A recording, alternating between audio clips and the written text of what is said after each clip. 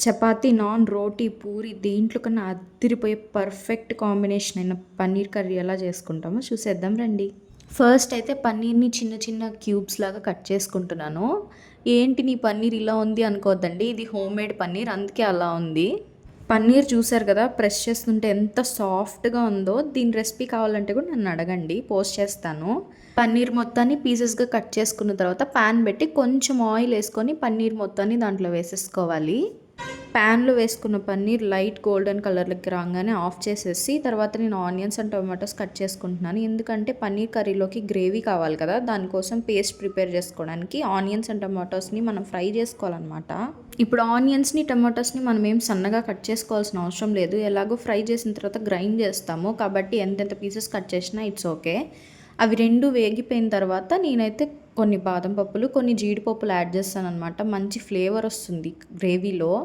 మనం వేపుకున్నవన్నీ చల్లారిపోయిన తర్వాత మిక్సీలో వేసి గ్రైండ్ చేసేసుకోవాలన్నమాట. నేను చూపిస్తున్న పేస్ట్ లాగా గ్రైండ్ చేసుకుంటే సరిపోతుంది. కర్రీలోకి ఆనియన్స్ అండ్ టమాటోస్ కట్ చేసుకుంటున్నాను. ఇవి సన్నగా కట్ చేసుకుంటే బాగుంటుంది.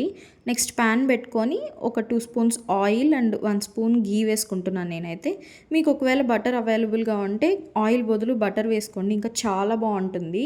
ఇప్పుడు కట్ చేసి పెట్టుకున్నవన్నీ వేసేసుకొని ఒక 2 స్పూన్స్ వరకు నేను జింజర్ గార్లిక్ పేస్ట్ వేసుకున్నాను. జింజర్ గార్లిక్ పేస్ట్ వేసుకున్న తర్వాత మంచిగా వేపుకొని మనం గ్రైండ్ చేసి పెట్టుకున్న పేస్ట్ వేసేయాలన్నమాట అందులో. తర్వాత మంచిగా మిక్స్ చేసుకోవాలి.